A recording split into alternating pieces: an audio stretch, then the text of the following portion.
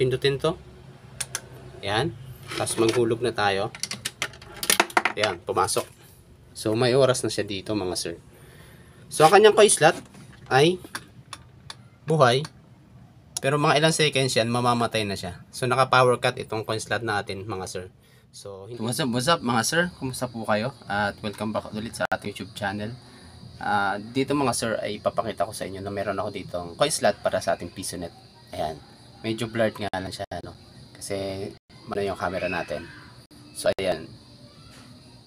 Coin slot po siya ng mga PisoNet na katumbas po siya ng dual coin slot. Pero single coin slot lang siya at merong dalawang timer. Ayan. Timer sheet sa gilid. So try natin siyang i-power on para makita nyo mga sir, mga kadiskarte kung paano ito gumagana. Alright mga sir. So yan po ang ating coin slot para sa ating mga PisoNet. So single coin slot lang yan mga sir, no?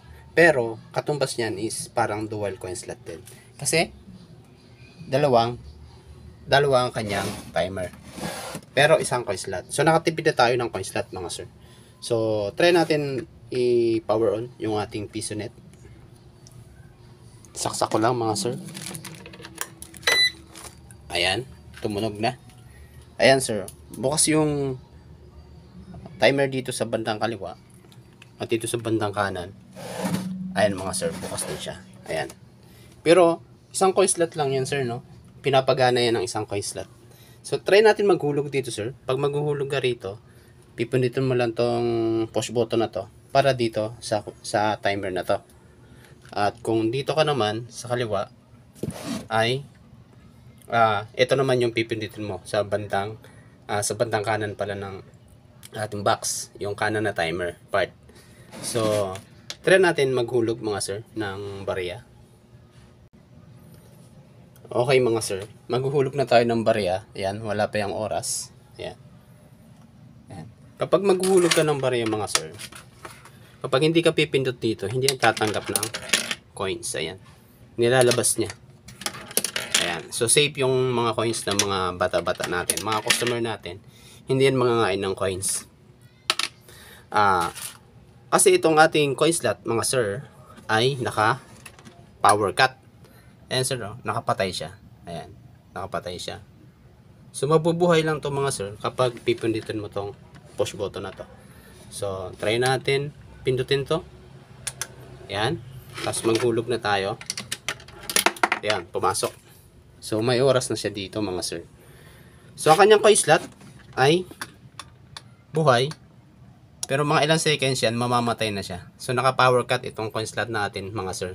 So hindi siya laging buhay. So parang mga piso wifi din natin. At para humaba rin yung buhay ng ating coin slot. Ayan mga sir, no? So ganda na ito. Ayan, buhay na yung isang timer natin.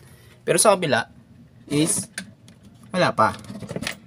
Kasi hindi, magkakaroon na ito ng oras kapag ito naman ang ating pinindot. Alright?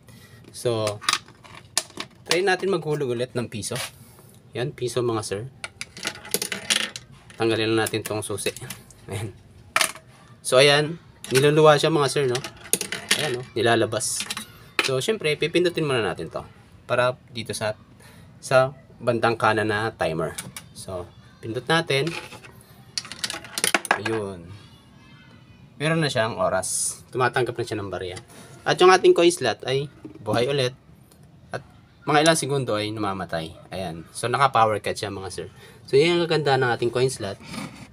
Ang ating dual coin slot, dual timer kung tawagin na natin to. So ang ating box ay dual timer, single coin slot. So good for dalawang computer na to mga sir, dalawang unit. So ito lang yung sa loob niya mga sir, oh. Napaka-simple lang. Simple lang yung wiring na ito mga sir. Ayan. 12 volts power supply lang yan. Saka itong board na to mga sir, itong board na to ay DIY ko lang to. DIY ko lang mga sir. So simpleng circuit lang yan mga sir. Yan yung nagko-control dito sa ating coin slot. Siya nagko-control para ma-switch niya both sa left and side na timer, mapagana niya, no, malagyan niya ng oras. Ito sir, pag pipindot ako dito, iilaw yung ano. Ayan, pipindot ako sa kabila. So, yun yung trabaho ng dalawang relay na yan mga sir. So, yan mga sir, no?